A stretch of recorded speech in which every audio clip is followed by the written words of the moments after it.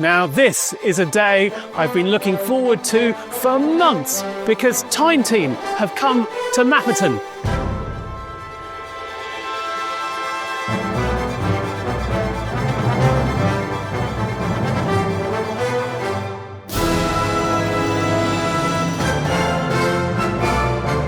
Now, you know how some days at Mapperton are a bit sort of humdrum? Yeah. You know, they're a bit kind of, blah, and we just have normal things to do. This is not one of them. You've been so excited for this. I mean, I haven't seen you this excited. I mean, I'm excited about everything usually. This guy is like, Julie, bring it down a bit. Today, you're like elevated. The reason for that is that Time Team are here. Now, I grew up with Time Team. It's the most extraordinary TV programme celebrating archaeology across the country. And guess what? They have come to Mapperton. There they are in the background, getting ready for a dig. Fingers crossed that they find something. Well, right? We are standing in a field here at Mapperton, and this field is a field that we think today is going to open up a whole new chapter for Mapperton. Yeah. Before we get into the detail of what these guys are doing here today, we just need to rewind the clock only a couple of months back to the kitchen at Mapperton. I am joined by two members of Time Team. Time Team is the extraordinary archaeology show. It's been an absolute hit in the UK.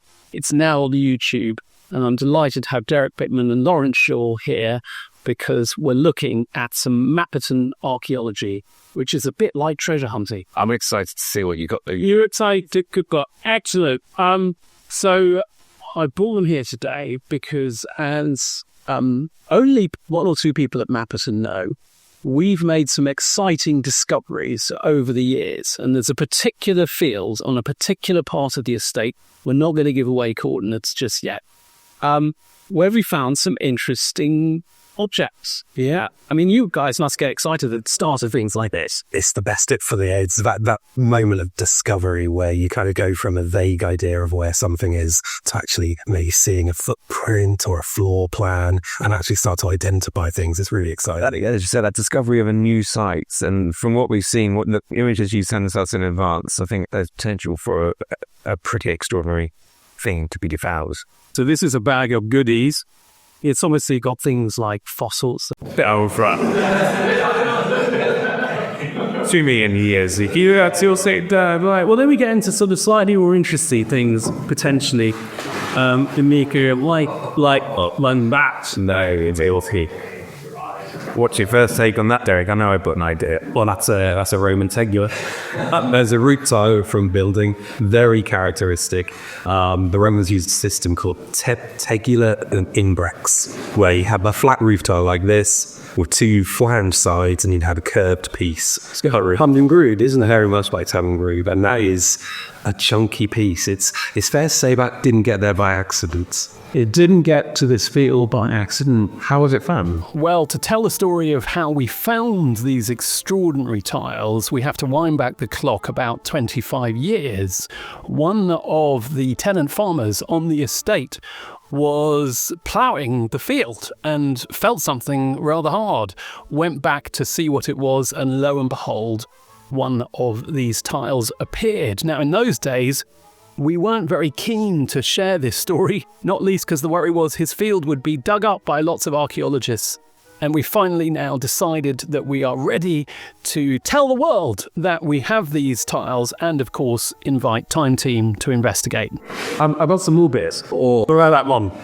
So that fits very nicely on this, because this is how they would be lined up on the roof, touching each other like that with a curved piece covering the joy. So there'll be another P here. The top just sort of always starts like a half pipe, like a fiddle tray, almost. And these are the same tiles that we use on roofs today, essentially, with design hasn't changed. Exactly. If you went down to the Mediterranean today, you'd see very similar examples on a lot of modern buildings. So it's a system that works. But safe to say you wouldn't see them on a normal book average farm build. These have come from a substantial structure. Right, yeah.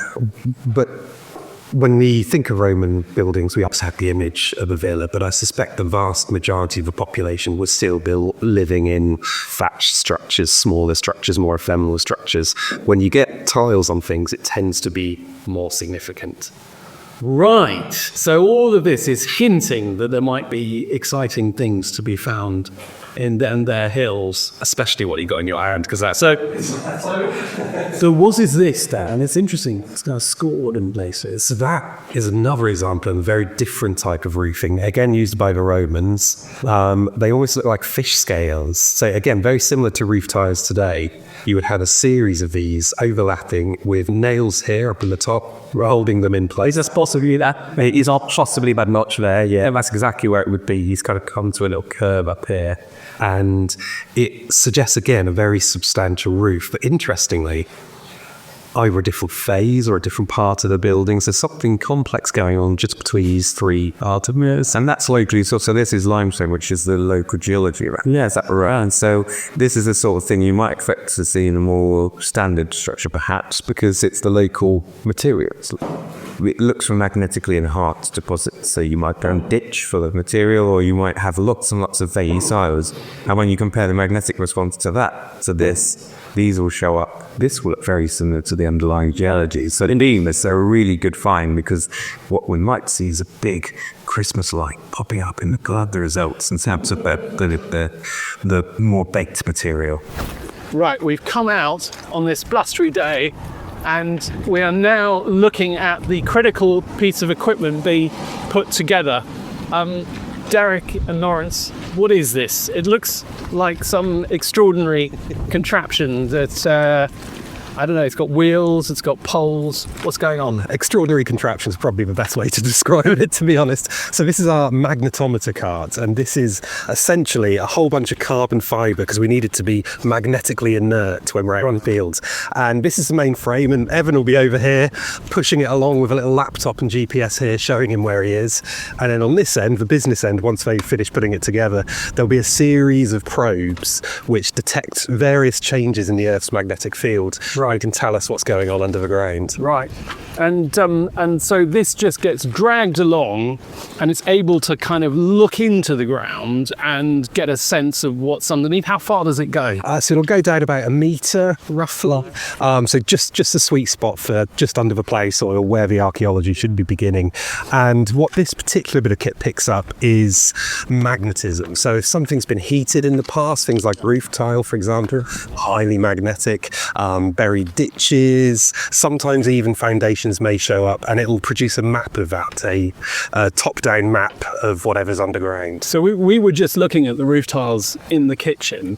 That's been baked, has it? What's the process by which Romans were making these tiles, and why would a magnetometer pick up on that? It's a great question. So the tiles themselves are obviously made of clay, and they get put into a kiln or a furnace, and they get heated up to become hard and structurally sound features.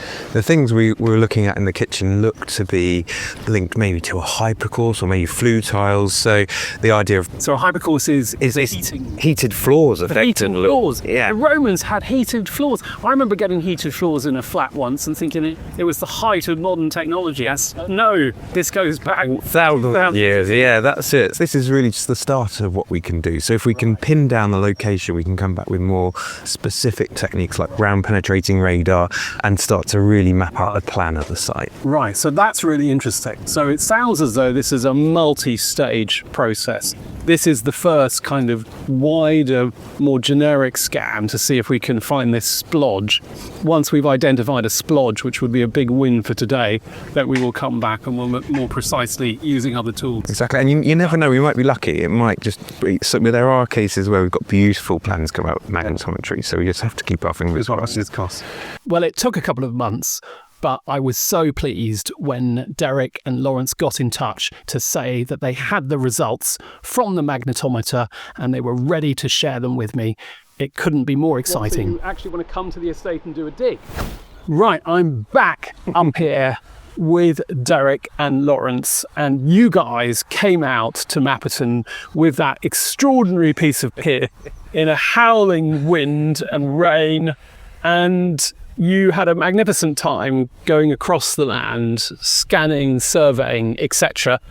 and I want to know what you found. Well, we got some results, got some regardless of the weather, and they're really exciting. Yeah. Genuinely exciting. So we're stood just about over here. Right. And what the machine was looking at is magnetic variations in Okay. the soil, so looking at where there'd been disturbance and other things taking place.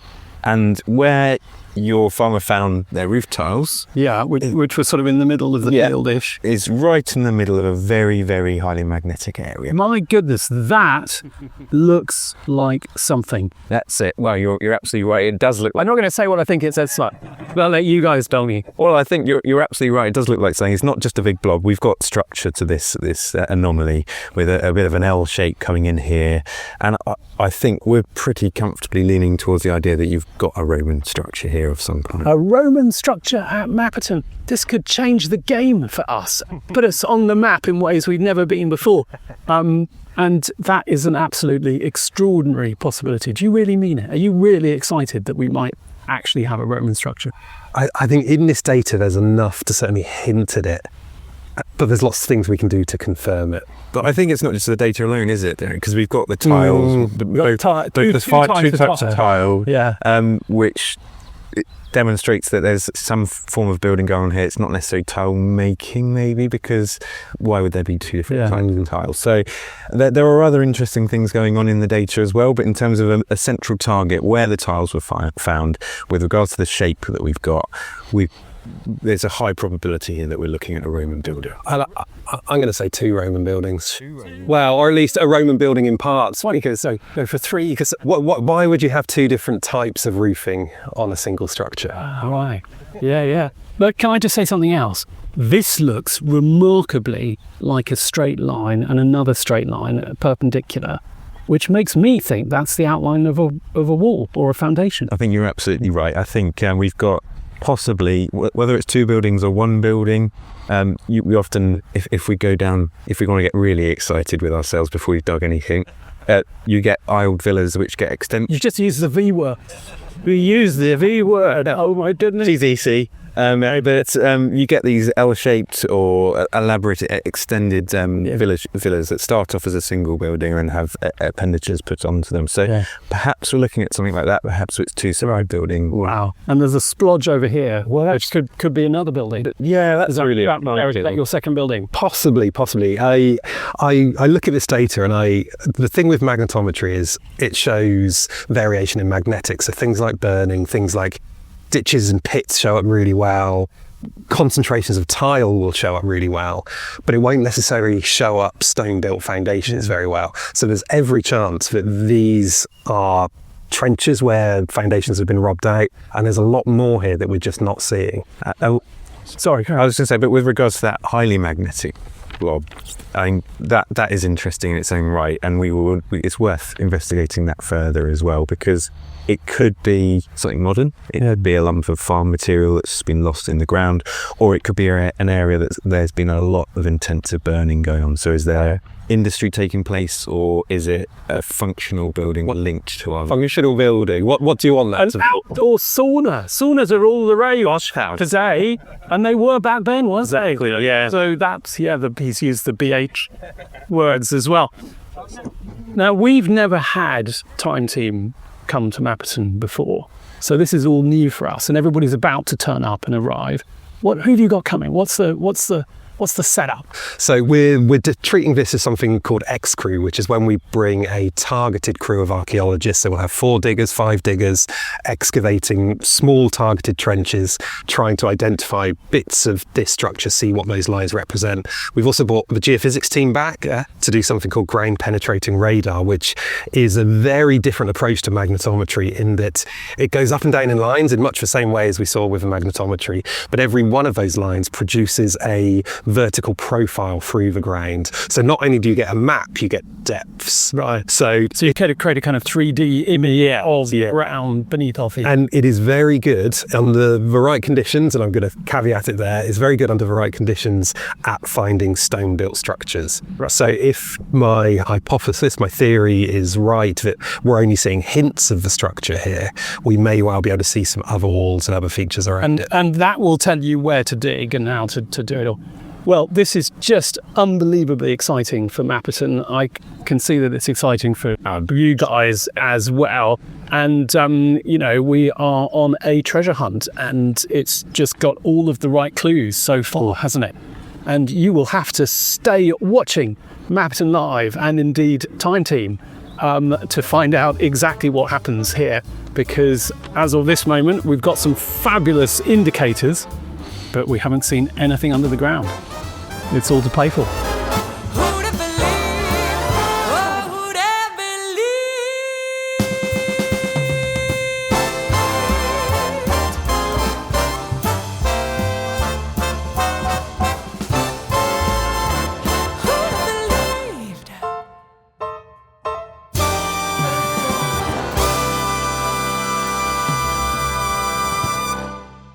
Well, if you can't wait to find out what happened on the dig, I'm very sorry, because you're going to have to wait a couple of months before we are able to reveal everything. And in the meantime, if you want early access to all these fantastic revelations, then please consider joining our Patreon community at patreon.com/Mapperton Live. We will see you back at the dig in a while.